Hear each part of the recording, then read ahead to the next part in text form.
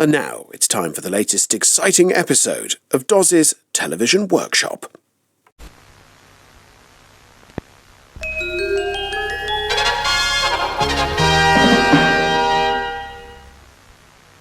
Hello and welcome back to Doz's Television Workshop, where today we're going to be trying to get some life out of this little 1950s Pi TV set.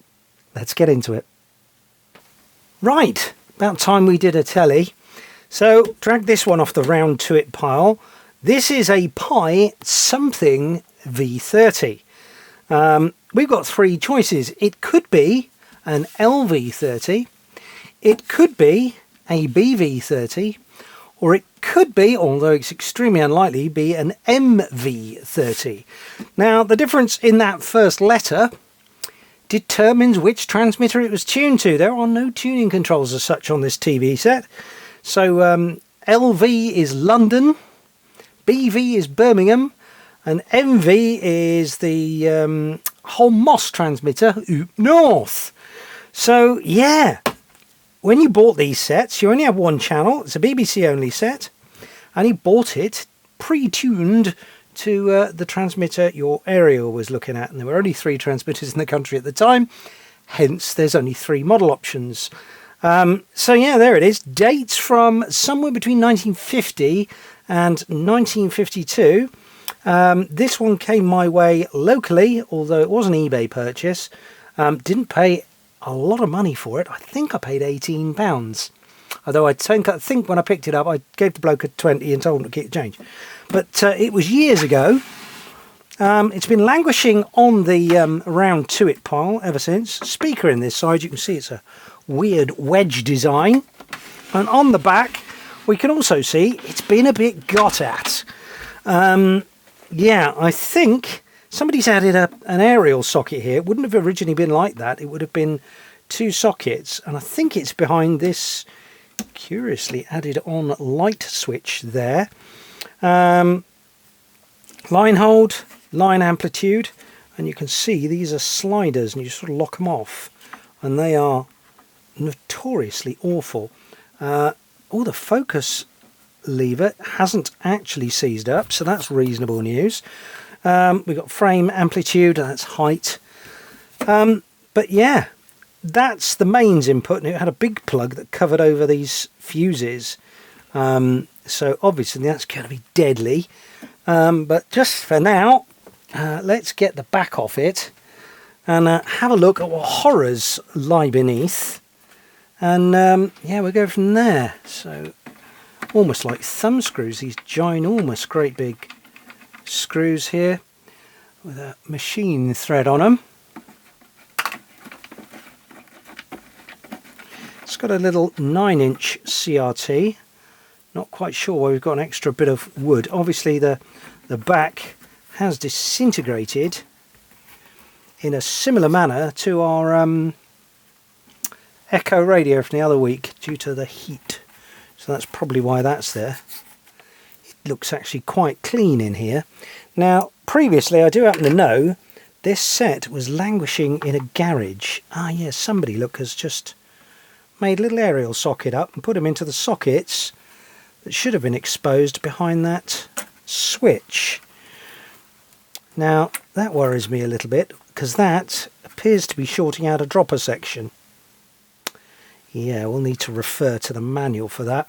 Was the set absolutely dying on its from low emission and somebody put that in to give it a boost? Let's hope not, otherwise we will be dealing with a very sad CRT. So that's between 6 and 8. I'm just looking what that is. We should be 2, 6 and 7, A, B and C. That's A, it's on 7. That's on 7. That one's on 2. So 2, B is on 7. C is on... looks to also be on 7. So 278, 267. AC/DC set, so there's no transformer. Yeah, I'm not quite sure what's really going on with that dropper. Let's do the sensible thing and just disconnect it for now. Remembering that it's between 8 and 6. At least we can get the back off then. Right. We do need to remove the chassis from the set. So, this is our audio output here, I think. Goes up to a transformer, actually mounted to the cabinet. Seen this on Pi sets before. White, green, black and red, so they all colours here will carry through, so we can just remove these.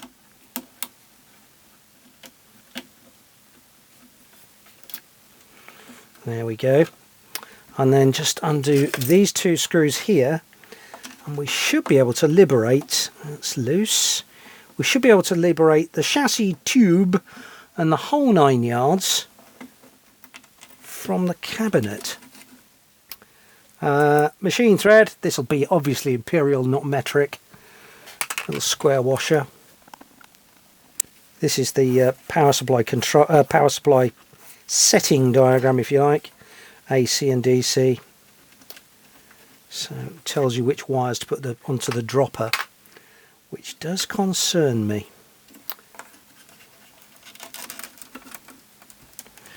Right, is this going to come away from the mask? So the mask is the rubber bit around the tube face, because just the same as the TV22 we've done recently, this tube is round. Okay, we're moving. That's something. Okay, I am somewhat surprised by the complete lack of octal valves. As you can see here, these are all no valve. That surprises me. I suspect in the can, which the line output stage will be in here, we will have catching on the top of the cabinet. How are you supposed to get that out? Do we have to perform a little shimmy round?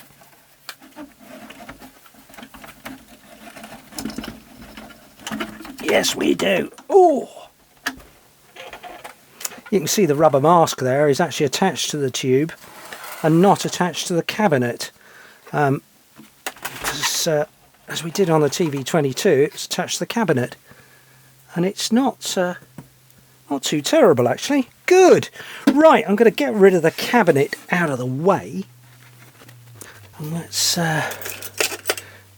move the set into a position where we can stick it on its side and have a look underneath. It does say in the service sheet you can lean it on the can. So, oh yeah, there we go. Right, so what have we got? We've got some very bent and buckled knobs. It looks like they're starting to degrade, doesn't it? That's a job for the 3D printer, isn't it? TCC electrolytics and some other randomers. Lots of horrible wax capacitors, TCC again. All of these will be shot away. We've got a mains electrolytic there. Yeah, there is a lot of work to do on this, so buckle up everyone. We're going to be here a while. Right.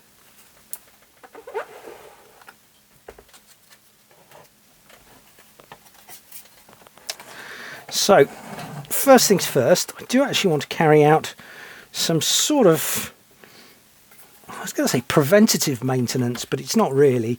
It's a sort of precursor to ensuring we don't do or minimise the damage we can do when we power the set up. So I'm just going to open up the line output can here to reveal, ooh, really grotty looking output valve. Yeah, so inside the can we've got our main line output valve, which is green as grass, isn't it? We've got our boost diode or efficiency diode here, And then down there we've got our EHT rectifier. Now that line output transformer, which is right at the bottom here, is covered in pitch, which does give us a little bit of an issue, because pitch tends to be hygroscopic and therefore wishes to absorb water over a period of time, which isn't a great thing. So what I'm going to do is I'm just going to hook up a DC power supply between the cathode of the boost diode and the anode of the EHT rectifier, which is most of our line output transformer, pass a little current through it and leave it there for about a week. And what that'll do is that DC current will just cause that winding to warm up and hopefully drive off any moisture that this thing has absorbed. I do know when I picked it up, it came from a quite a damp garage, and as you can see, we've got verdigris and stuff going on our top cap here, which is loose. We might have another valve if we can't repair that one. So I need to get at the anode of the EHT rectifier, which is on this end, and the cathode of our boost diode, I think. Let's just move over to the computer and I'll show you on the schematic. Alright, here's the Trader service sheet 988. That's a shame it's cut the date off. Have we got it on the next sheet? April 14, 1951. LV30 and BV30. The chassis also appeared in the LV51 and the consoles, which is just a floor standing version of the same set.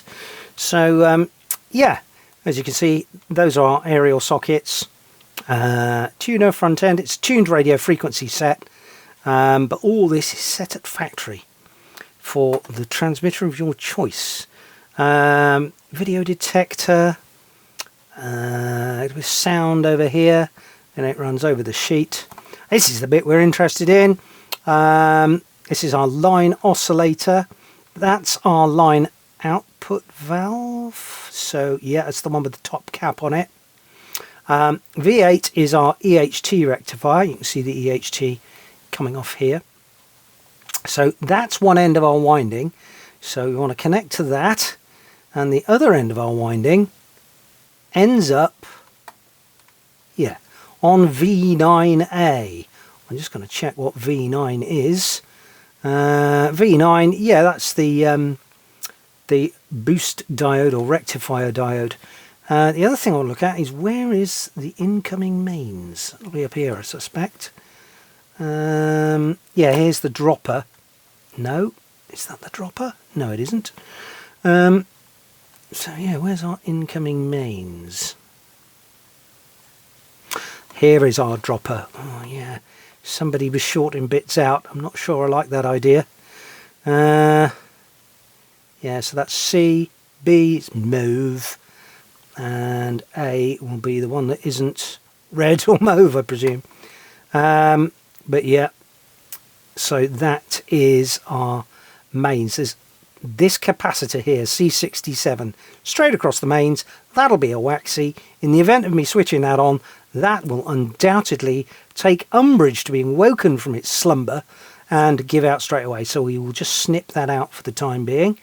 But yep, the first thing I need to do then is find the cathode of V9 or L26. We could quite easily attach to there. That's interesting. It also feeds the which is that? Cathode grid, second grid. So we could attach it to the second grid of the tube, actually. Is that right? It is. Okay, so anode of there to the second grid of the tube. It's probably the easiest thing to do. I'll tell you what, just before we do that, shall we just have a laugh and see if this tube's got any emission? Yeah, why not? Right, I've got my trusty Leader 910A CRT tester out. I don't have a base for this tube. Don't have many bases at all for this thing.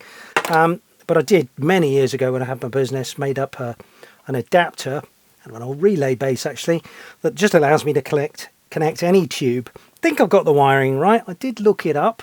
So, yeah, I think I'll just dim the light above the bench and see if we can see a little glow from the heater as I just bring it up. One thing I've noticed, I don't know if you can see that on camera, but the gun in this tube is straight, which leads me to believe this tube is aluminized. I think it originally had a bent gun tube and an ion trap, but I've got no ion trap. No, got no ion trap. I was just looking to see if that was, but it isn't. So I think this has had a replacement tube at some stage in its life. That could have been 40 years ago, couldn't it? Right, I just want to have a look at the heater voltage before we go mad. And I don't have any. That's disappointing.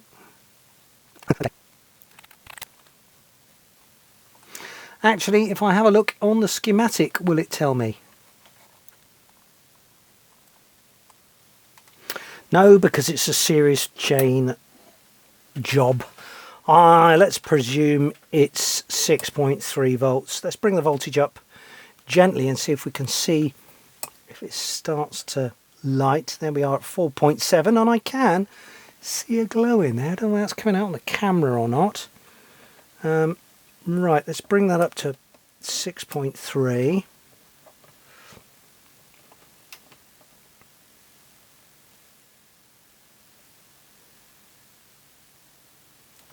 That looks like a reasonable glow to me.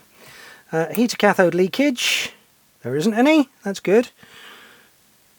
First grid leakage. There isn't any. Set G1 voltage. 45 volts usually does us. Set cutoff. This will be a laugh. Oh, there is some. Wow. Okay. Read emission. Ready for the shock of your life? My word. Oh. Little disappointing maybe, but considering the tube, this tube probably hasn't seen power 40 years, 50 years, 60 years maybe. The fact that we've got anything, it's coming back up again. Now what I'm going to do is I am actually just going to leave this in the heater position just for 20 minutes, half an hour or something, and we will set that up again and see. Let me just set that G1 voltage again so we're in a safe zone. There we go. Adjust heater. So I'm just going to leave that on 6.3 volts with nothing running on it for a few minutes just to cook, because these tubes have a habit of falling to sleep and giving you a very poor result, and then if you leave them for a while they generally wake up gently from their slumber and can produce good results. Like I say, I think this has had a replacement tube, because I think it would have normally had a bent gun, non-aluminized set, or maybe even a set that was straight gun with no ion trap and it had ion burn. Could be wrong. Don't know. Need to do some more research. Anyway, I'm going to leave that to cook, and let's pop back in a minute. Right, we've been about half an hour now, so I think it's time to have a look at it. I did a bit more research on that tube. It is a straight gun tube and it is non-aluminized, which means on the face of the tube it may have a dark patch in the centre due to ion bombardment, and it is the original type of tube fitted to the set. So anyway, here we are. So round again, set our first grid voltage 45, set our cutoff again. Oh, cutoff looks to be a bit sharper now, which is good news. Read emission. Would you look at that? That is going to produce a reasonable picture if this tester can be relied on, which I think it can be. But yeah, that's what, 85%. Pretty good. Right, let's get to wiring up DC across our transformer, and yeah, get to drying that out, because that's going to be a long job.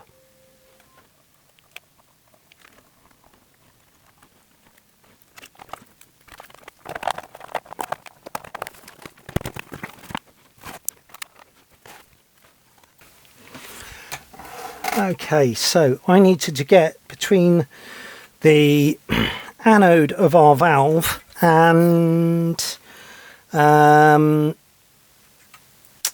yeah, the first anode on our tube, wasn't it? So I've got this bit of lead that's connected to my workshop power supply.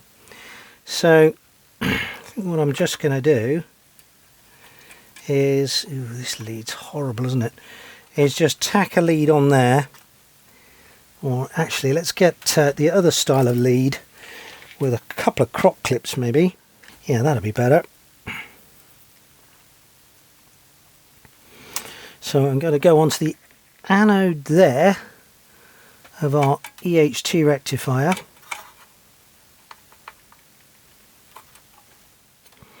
And the first anode of our CRT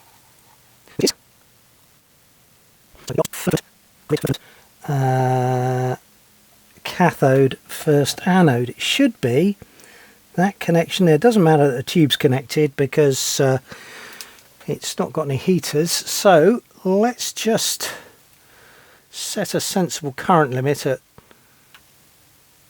10 milliamps. Put that on and turn the voltage up and see if we get a little current flowing. Yep, there we go. There's 10 milliamps at 5 volts flowing. So that's 5 times 0.010. That's not a lot, is it? We probably want about 4 watts. So let's just keep winding that up until we get a sensible level of heat into it. Wound it up a bit now. We've got about 46 volts. We're making about 3.4 watts. Sorry, 4.3 watts. So that's much more like it now. And I'm just going to leave that there to get warm. Right, this could be a while. The following Thursday. Right, well, we're about 4 days into our warming process, and I can confirm that the transformer is just warm to the touch. There was a plate under there previously, so we couldn't see it. When I did remove that plate, I noticed a couple of interesting things. Let me just retrieve it. Number one is there is a blob of pitch that's dribbled out of the transformer at some time in the past. There's also some wax from possibly a wax capacitor, maybe. It could be, actually, it looks like it's come from this, whatever that is. Little transformer there. And also there's this diagram on the bottom drawn in a think pencil. It might be actually scratched into it. No, I think it's scratched into the plate. And that details the wiring to the line output transformer. So it is possible that's been changed at some stage of its long history. I also did quite a bit of reading of the trader sheet, and it turns out that early sets were fitted with a straight gun tube like we've got here. Later sets were fitted with a bent gun and an ion trap as shown in the diagram.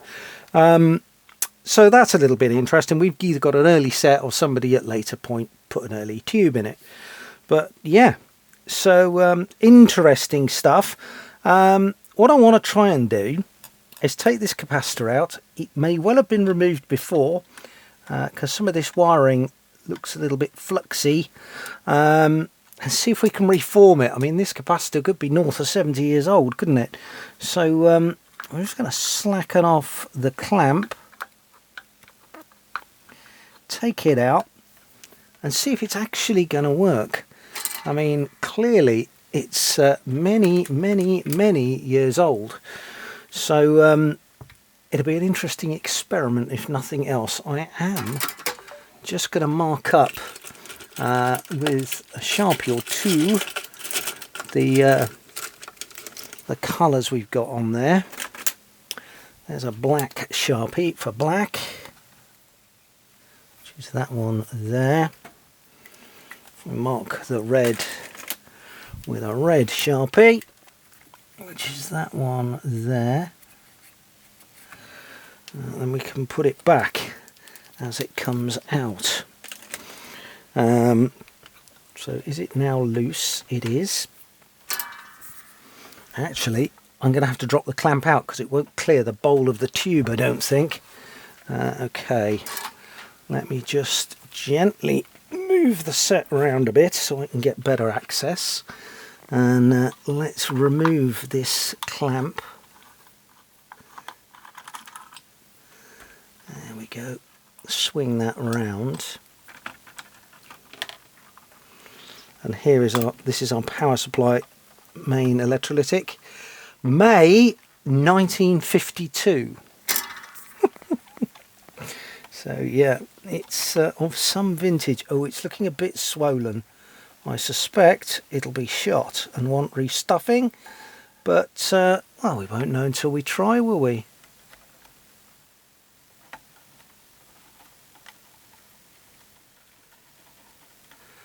Either which way, it's gonna have to come out. Yeah, you see there's a definite dome to the top.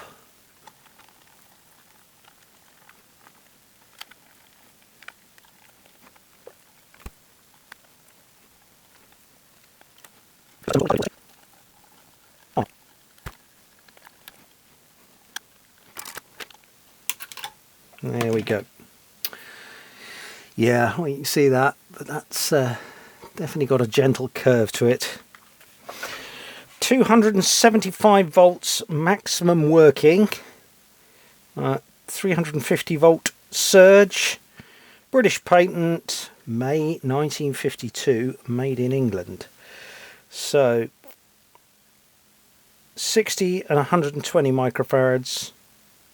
Red is the 64, so that means the white terminal is 120 microfarads. Shall we have a laugh and give it a quick health check?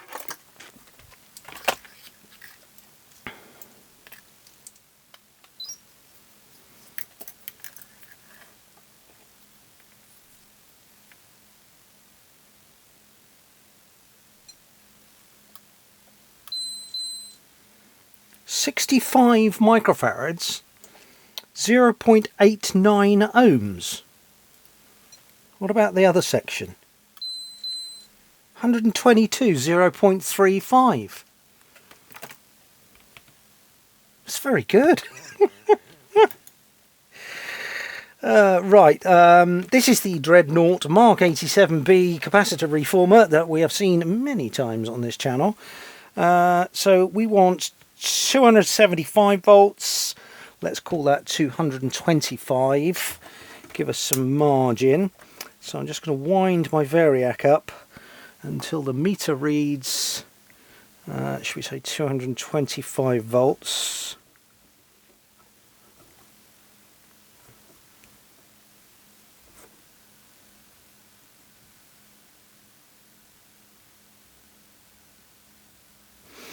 Near as damn it is to swearing. I'm just going to stick this round into the high resistance setting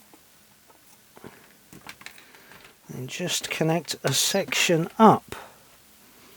So there's our ground. Being a bit ginger because there's a lot of voltage waiting to bite me. Right, on this scale here is in microamps, so that's our current leakage current. 17 microamps is nothing. We gently lower this resistance down. Most of this current flowing here, you can see, is probably just charging. So we shall wind that round. I generally let it just slightly get towards 2000, and let's just wait and see if that drops down. And then we wait to see if the capacitor reforms without it getting warm. We can slowly lower this resistance, and that's a series resistance a lot from the power supply in here back to the capacitor. So yeah, it is now just a waiting game again. Right, well this has just been a couple of hours. I've periodically lowered the resistance. We are now on 0 ohms, so this capacitor is connected straight from the output of our rectifier and our variac. And as you can see, we're consuming somewhere around about 150 microamps at 215 volts, 216 volts. So if we calculate the power we're consuming, we're well south of 0.1 watts, and indeed this can is absolutely stone cold. So either the capacitor has failed open circuit or it's in rude health. So that's good. I'm just going to switch our power supply off and just click this down one, hit discharge until our voltage falls away to nothing. 17, 16, there we go. And repeat the process on our 120 microfarad section, which I suspect will take a little bit longer. So yeah, right, we're down to less than a volt now, so that's safely discharged. I shall move the crock clip around onto our other pin. There's no warmth in this can at all, so clearly we're not dissipating much in the way of power. Discharge off. I have to go all the way around to, I think it's meg ohm or something. Switch on.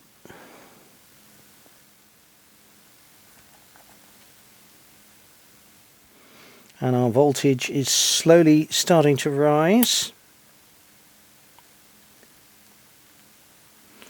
And yeah, I shall just repeat the process on this section of the can and see if it's going to live to capacitor for another day.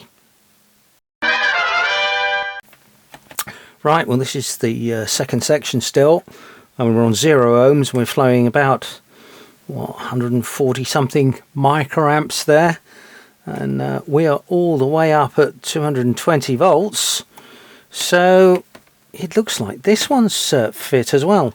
I'll just disconnect the supply and hit discharge. So we'll then measure the ESR and capacitance again, and yeah, see if it's any good. I mean, this is quite remarkable, isn't it? 73 years old, and it looks like it's going to be all right. Okay, on with the tester.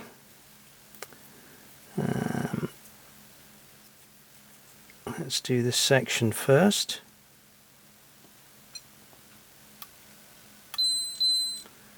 .64 microfarads, half an ohm of ESR.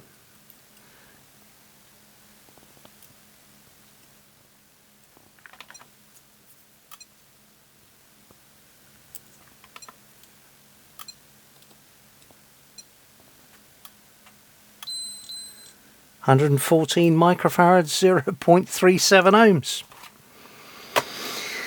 How can that still be any good after 73 years? Right, so that can go back in. The next thing I want to check is the scan coupling capacitor. The transformer, by the way, is still very slightly warm, so that's good. Yeah, I want to check some of these electrolytics. That one looks very weepy round the top. It might just be shiny, you know, but yeah. Now it is entirely possible that when we actually apply some power, some of these capacitors shout at us and fail, but I don't think it's going to be that one. I think that one's going to be all right. So yeah, the scan coupling capacitor is a little bit odd. It's an electrolytic, and it's also 35 microfarads, which is quite a large value, I think. And that bothers me because all of the line scan current passes through that capacitor. So I'm just going to look on the schematic. I think it's that one, and then fetch it out, and we'll do the same and put it on the Mark 87B Dreadnought capacitor reformer. Yeah, so our scan capacitor is C35. C35, 25 microfarads, and we can find it at E8 on the diagram. So yeah, it is this top one here. Okay, so let's just... it's disconnected at one end already. If I knew what working voltage it was, I wouldn't need to take it out, would I? Let's just undo that screw, see if I can rotate it round, see a label on it, and yeah. You'll notice actually it's in a plastic sleeve there because it's leaning against the chassis. So it needs to be isolated from ground because it's in series with our scan coils. Okay, I'm going to take that all the way out, I think, if I can. No, only one side of it is disconnected, so I'm going to have to desolder it anyway. It does look like maybe it's been soldered before. That joint isn't exactly fantastic in there.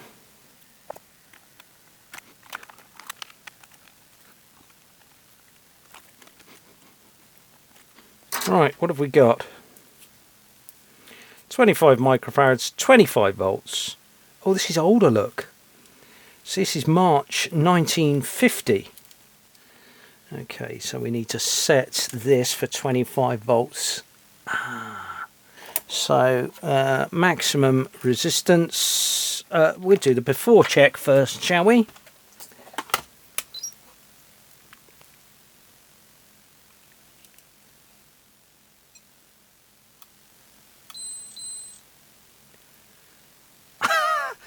.94 microfarads, 0.057 ESR. Well, there's going to be nothing wrong with this again, is there? Right, let's pop it on. I do want to keep a very careful eye on that voltage.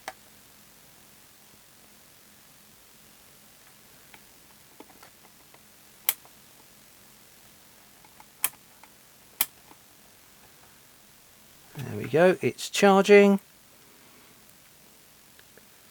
So we'll just leave that to soak while I look at the boost capacitor, which I think is that one there, and I definitely need to change that.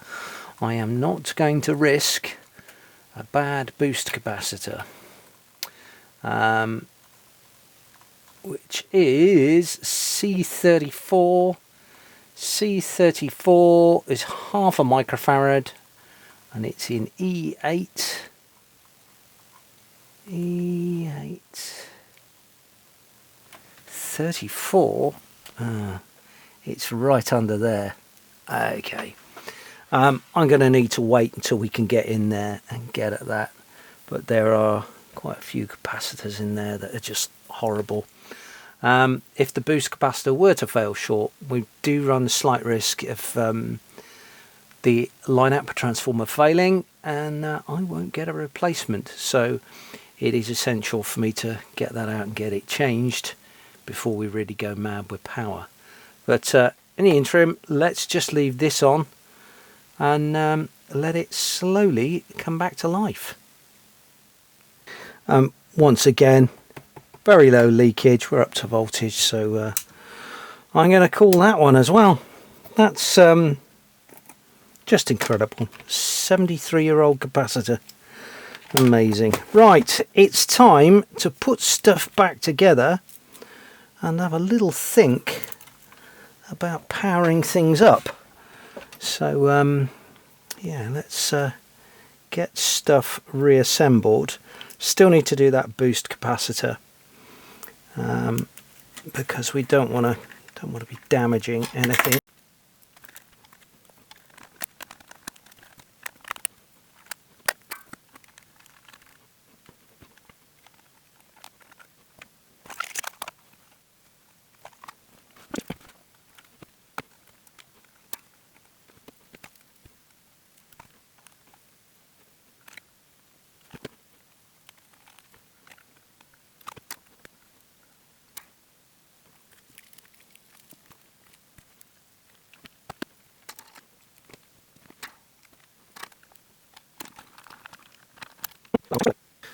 Okay, that's got that lot back together. I have to say my tremor is not in a good way today.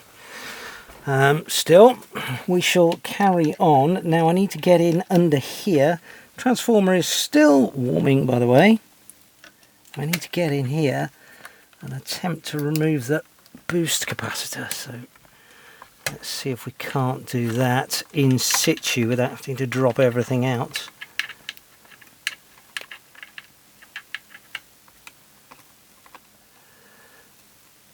Now, the purpose of the boost capacitor, by the way, is it takes recovered energy back from the flyback cycle of the transformer, puts it back through the efficiency diode, which is actually one half of our mains rectifier in this set, and then uses that to boost the HT rail and recover some energy. Clever idea. Okay, we've got two capacitors coming out here together, and they are in sort of series, and they're sticky and horrible. They're that typical wax construction. So yeah, you can see where the wax has been hot and it's actually melted the damn thing to the bracket. Oh, and that's come off. That could be tricky. I don't know where that wire goes, but it's all right. We've got a diagram. So let's try and get the bracket off. Oh, that's horrible. That really is grotesque. It is moving though, so yuck. There we go. Let's get that in a pot of something to try and clean that off.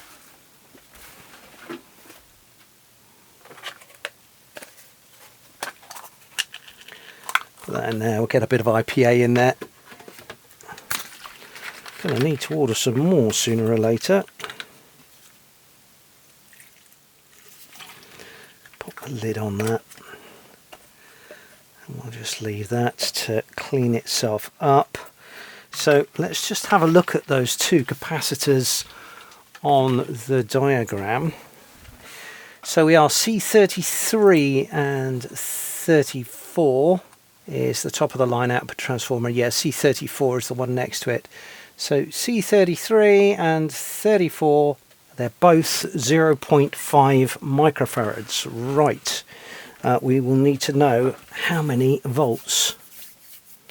So, yeah, what have we got? Oh, they're just covered in old, greasy, waxy nastiness. So I'm going to need to scrape some of that off to have a little look and see what value they are. They will be leaky as you like. All of these wax capacitors, none of them will be any use whatsoever. 0.5 microfarads, 350 volts. I suspect they're both the same, but let's just see if we can't find out.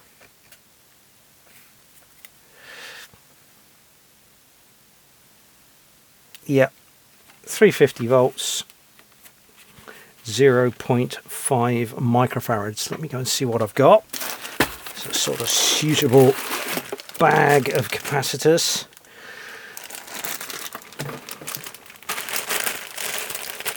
These come from Just Radios in, I'm going to say the States, but I think it might be Canada.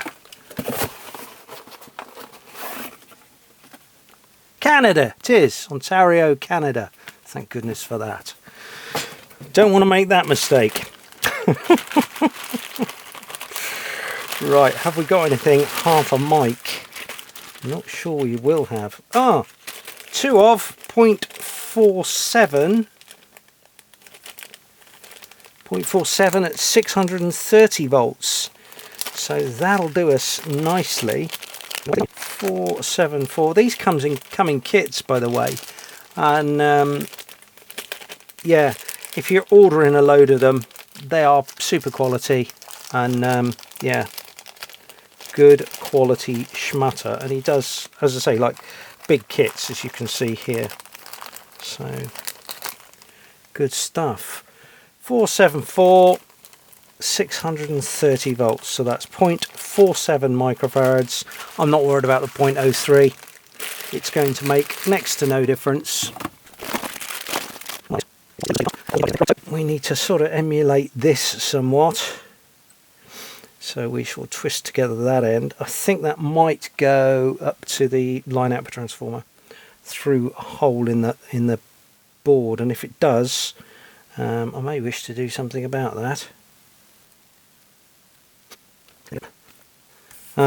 Just radios, by the way, not sponsored, just a satisfied customer.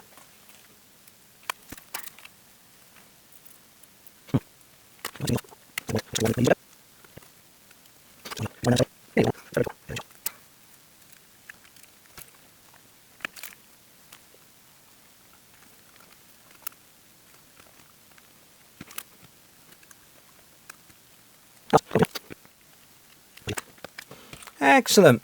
Right, we shall make a couple of little hooks on here.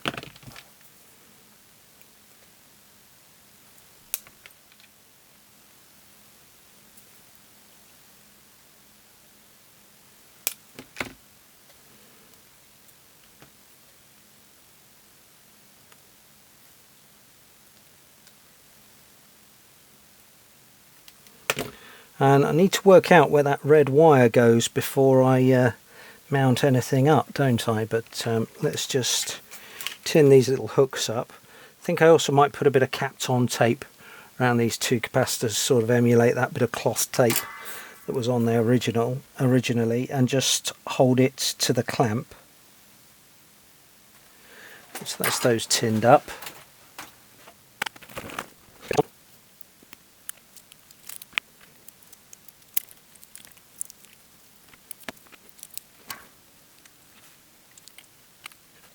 Okay, so that can sit up back under there.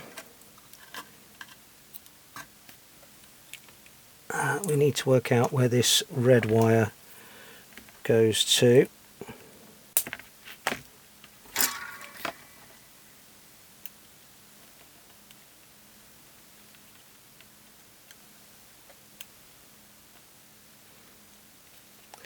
Yeah, you have to wonder with these sorts of sets, what took them out of service. Was it this red wire had actually become... Oh, that's hot. Was it just this red wire had become detached and the set stopped and everybody said, well, it's a few years old now, let's treat ourselves to one of those newfangled sets with ITV on it. And, you know, they thought, well, just in case we ever want to repair it, we'll put it in the attic, garage, loft, whatever. And it just died like that. You never know. I often find that sets have got faults on that were clearly there when the set was operating. And yeah, they were just put to one side because they'd gone wrong, but never discarded.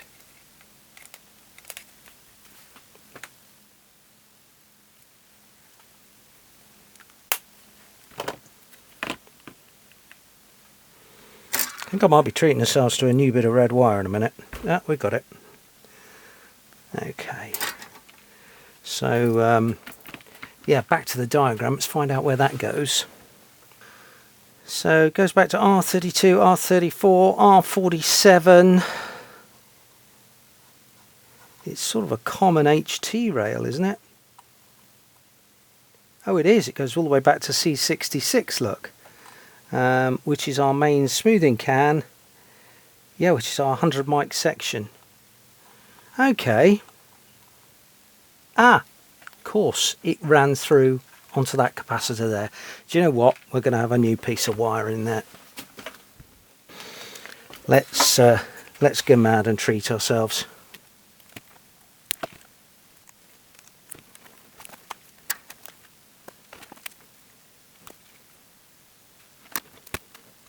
I think these new capacitors are physically smaller than the originals. I'm not quite sure that the leads we've got on there are going to be long enough. I think they will just about.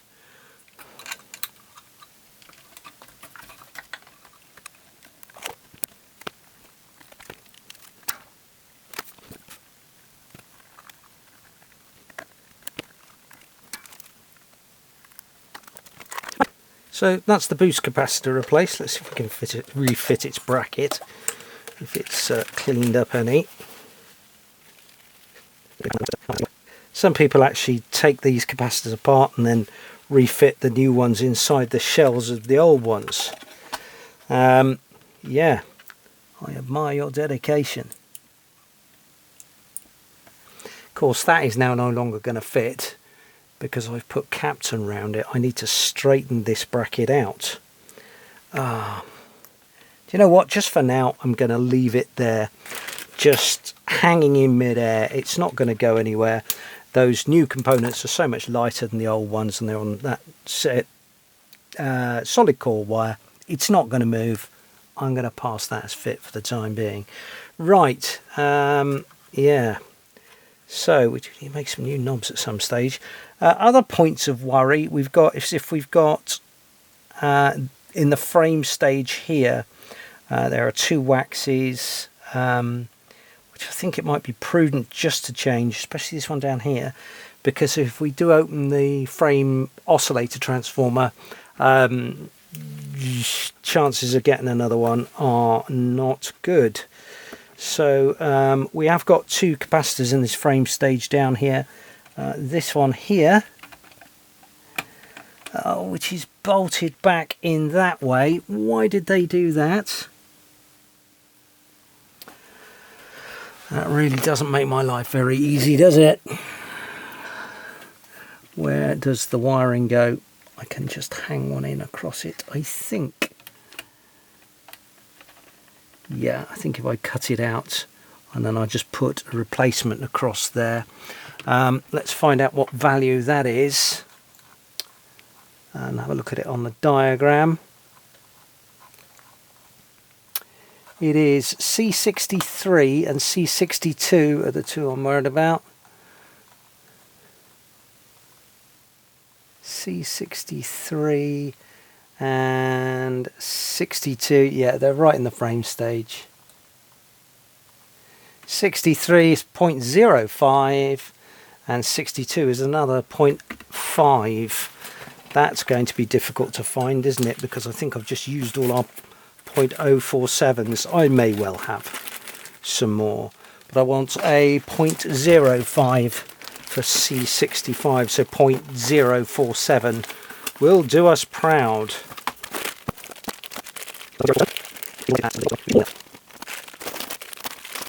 Okay, so I've got to cut that capacitor out and see if I can just slide it out of its mount. Would be ideal. I go like that, and I'm going to snip its other end and we'll find out where it goes.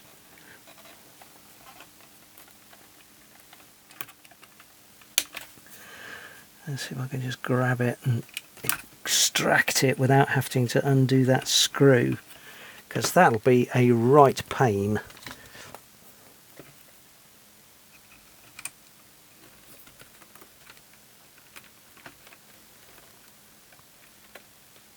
Yes! Made in England. I'll just check its value. 350 volt, 0.005, yeah. Right, I can go in a sticky pile of nastiness.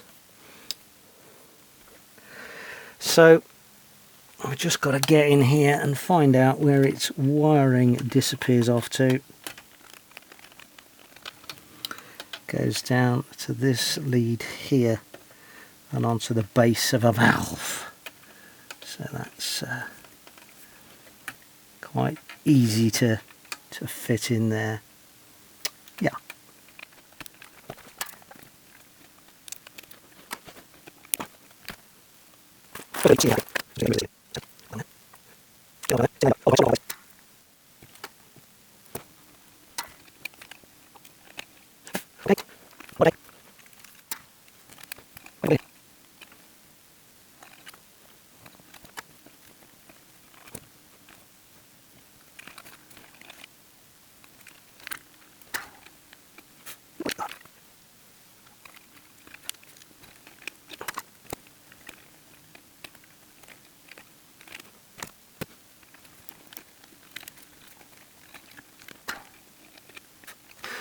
Oh, made a meal out of that.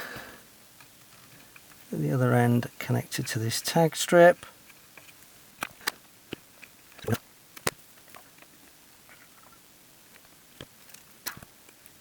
Right, we're good, I think. So just got to get that one out of there. Let's go and see what I've got first in the 0.047. It wants to be 350 volts or better. That'll do. Not really, you know, the prettiest looking thing to want to strap in there, but needs must. So how are we going to manage this? I think the best thing to do is just to solder this on at one end and then disconnect that end, solder it onto the capacitor so this one physically sits across the old capacitor. It's not ideal, but not having those yellow axial ones that we could mount nicely, it'll do to get us going, which is the main thing. So I think I'm going to want a bit of sleeving on here, and we'll just make it up as we go along.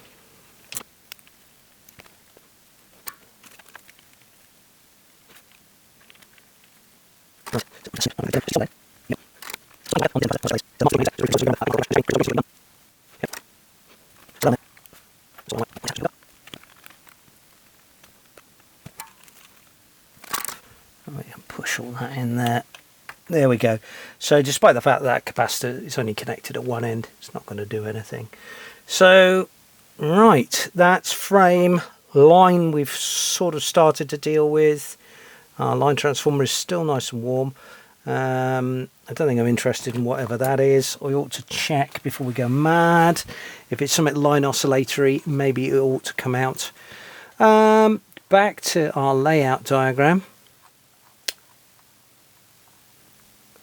And that is C31. C31 on the diagram. Shout if you see it before I do. C31. Oh, it is at the bottom of the line oscillator, the line transformer there. So yeah, I think perhaps we should have him out as well. Yeah. Okay, which way is it connected? I'm just going to snip that there. And I think it goes back to ground. Let me just have a look. It does indeed go back to ground.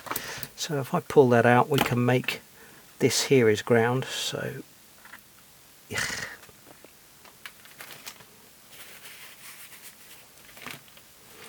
And all we're doing here is, you know, giving any critical parts in our set the best chance of coming up and running before any damage is done. Quite a lot of work, really. Oh, no, that's definitely not happened. I shall get in there and loosen that bracket by brute force. There we go.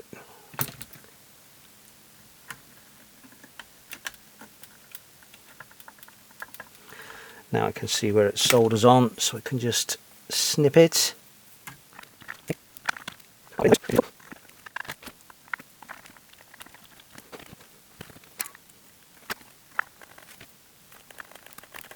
Come out! Yay! That is 0.1 at 350.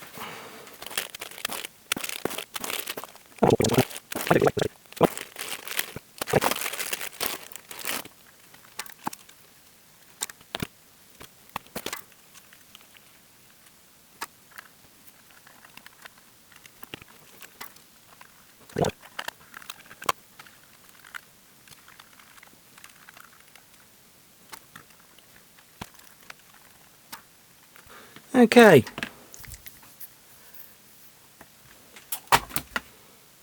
Yeah, I think we're getting somewhere near. This calls for a cup of tea and a bit of a think.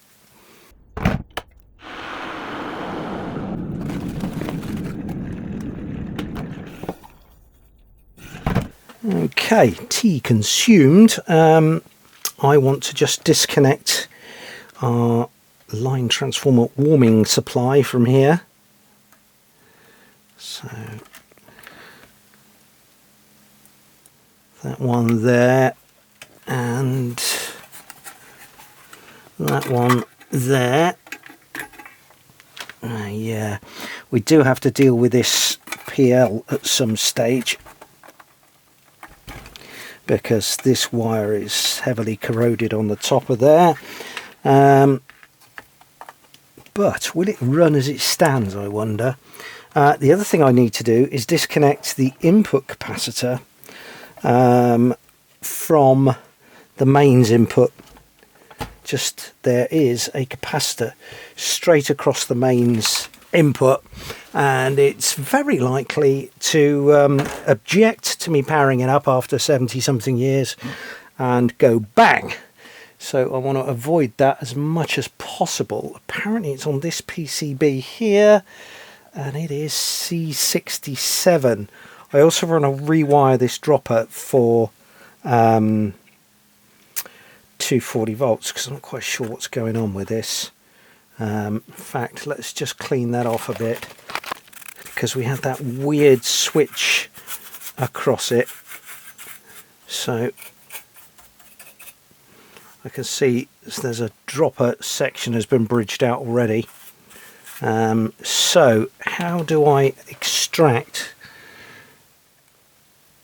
that PCB? Seems to be different from that which is on our diagram. That's showing as a thermistor. Is there a PCB down the back of there? Let's just undo these and see if there's anything behind there. Our whole dropper is rotating, so that's something. Yeah, there are a few components behind there. Let's just take this dropper mount out so I can get the whole board out.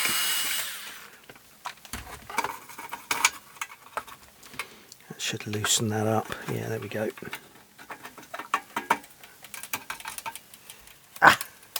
Yep.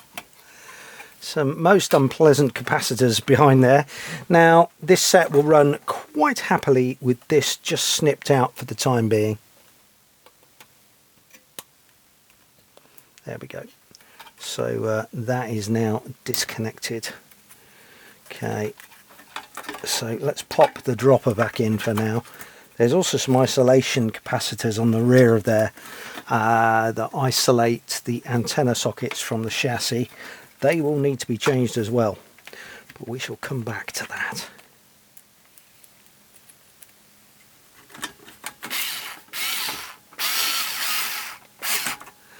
So just for now, I'm going to pop two of these screws back in.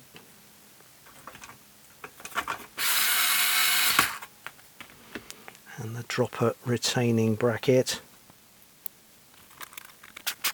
Okay, so with regards to this lot here, we've got A, B and C wiring.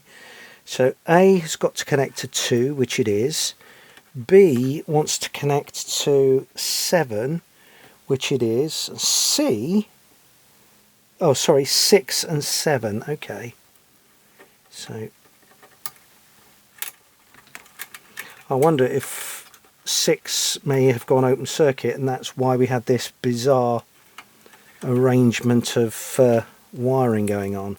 So 240 volts, 2, 6 and 7. A to B, can go into 6 in a minute, and C is going into 7.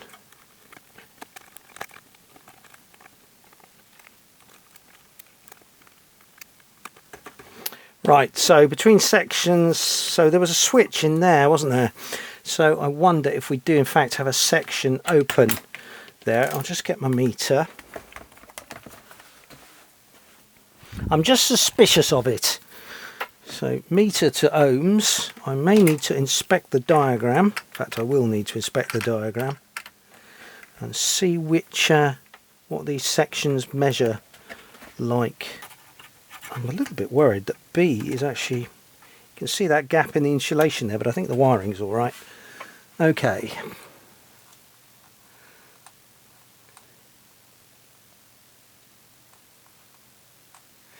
The dropper is R82.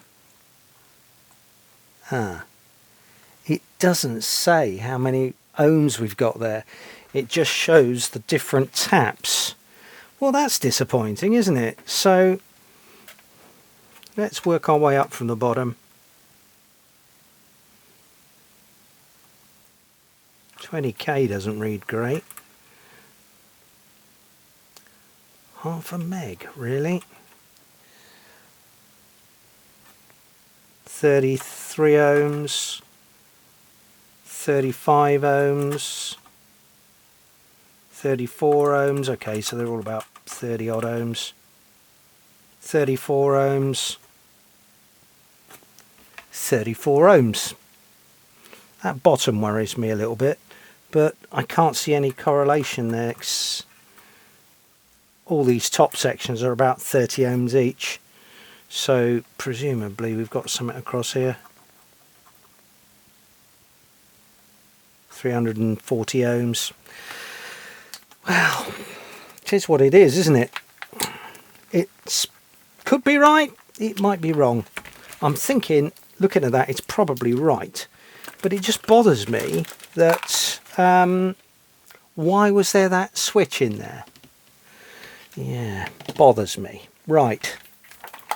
We are going to need, I'm going to use these leads to, what am I going to use these leads for?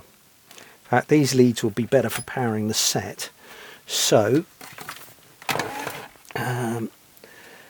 power is going down, power is down, just off at the moment.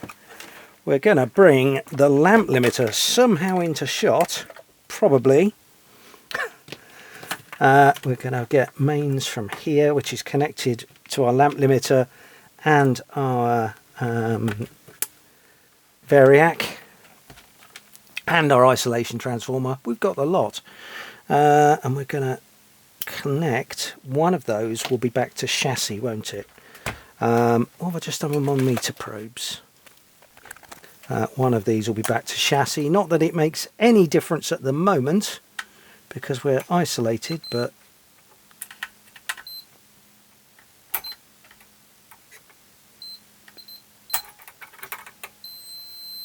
okay, so that is our neutral side. So, well, go with convention for the time being. The other thing I want to just do is keep an eye on the HT as it rises, which I think I want to do at C66, which is our 100 mic section there. And back to the chassis. Round to volts DC. That's on. We want a lamp in. That's output volts. I think we're ready. I'm going to dim the lights. And yeah, we're going to go for gold. Power is coming on. There we go. We will just leave that. That's at 56 volts. And we're going to go up slowly. Let's knock some more lights on the head. We will be doing nothing here. We're drawing a little current, 0.08 amps. So let's go up gently to 100 volts. Okay, we're on 100 volts. Is anybody see the lamp limiter? I've done it again, haven't I? I'll put the lamp limiter here so you can just see that lamp is just starting to glow. We're at 102 volts, we're pulling 150 milliamps, 140 milliamps, and we're getting nothing on here yet. I can't see any heaters getting going yet. Let's increase our voltage a little more.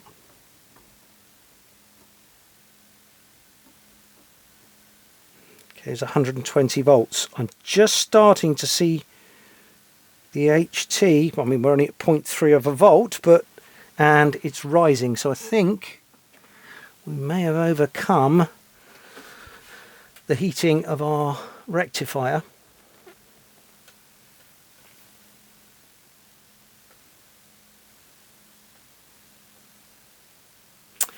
Yeah, 2 volts. Well, we got a way to go, haven't we? There we go. Input is, well, it's now 140 volts at the set. HT is at 12 volts.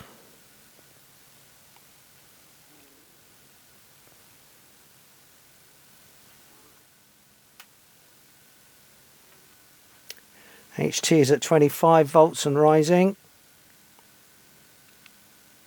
30 volts. 35, 36, 37, 40 volts.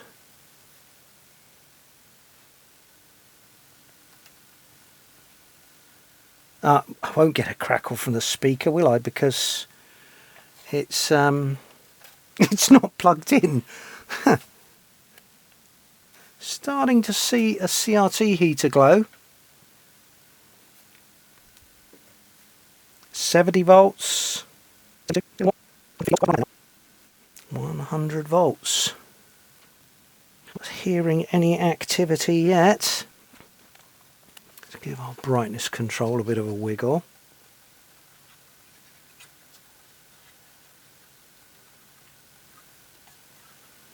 Nothing as yet. 134 volts, 135 volts of HT. Okay, I'm just going to take this back down and switch out the lamp. Now got 180 volts going into the set.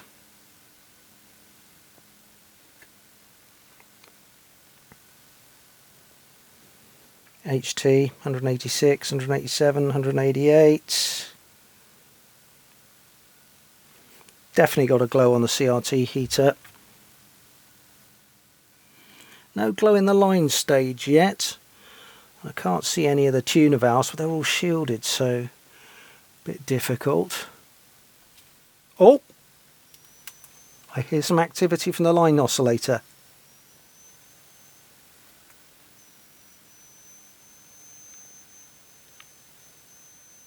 I can hear a line whistle. Can we see anything on the screen as yet?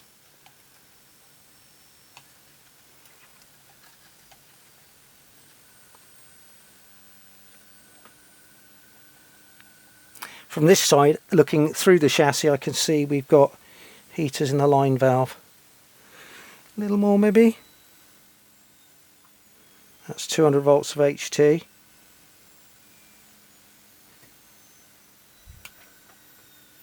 Frequency is dropping.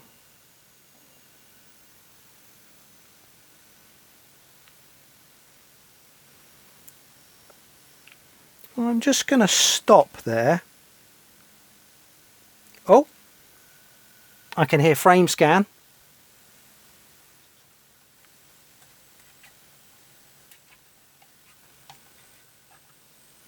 Oh, frame stage is rattling away.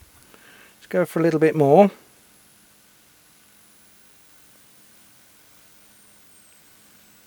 $220 volts of HT.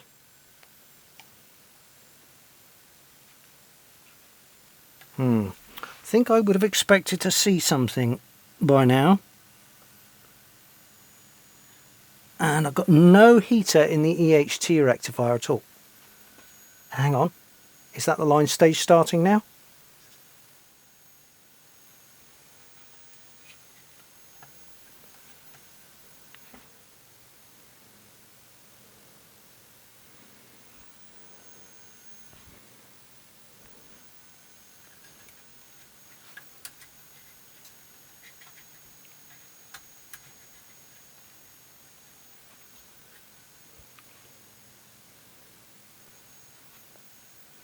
I think I'm operating the brightness control, I'm not really sure.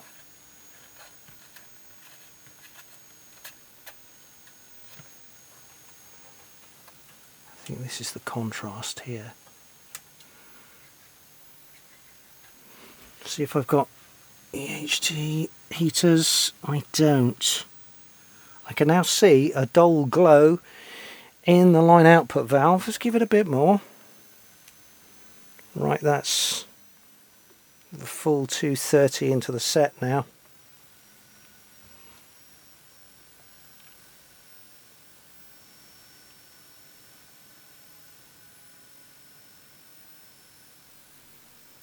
There's a lovely smell in the workshop.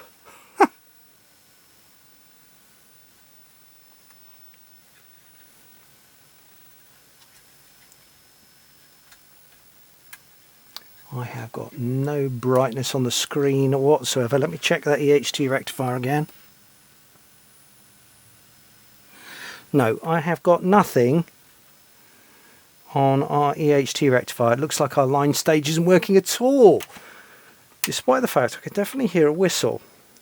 So, a little bit disappointing, but I think we need to have a look around. Let me just check again. No, I got nothing. Okay, let's just disconnect the power for a second. Well, nothing went bang, did it? Which is good news. So I'm just going to have a little check.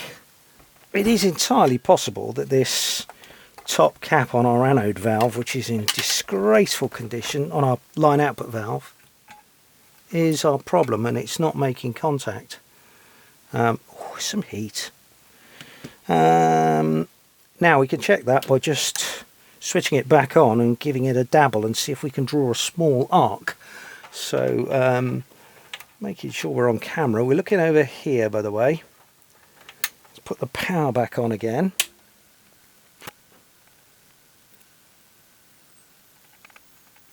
Got very weak spark to there.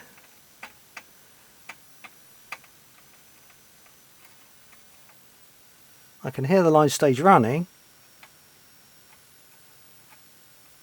It'll sort of change a bit as I touch it. I can see the valve glowing. It's not doing anything, is it? Let us just get, well, if we've got no EHT rectifier illumination, that's bad. Now when I did that warming up of the transformer business, I didn't disconnect anything, did I? I don't believe I did. I didn't. Okay, so it's entirely possible we've got a duff output transformer which would end this particular game, wouldn't it? But I think we need to get that PL38 out of there and just get this anode cap attended to, because this is, quite frankly, oh, there's your problem. We have no connection to our PL38. Yeah, that's an issue.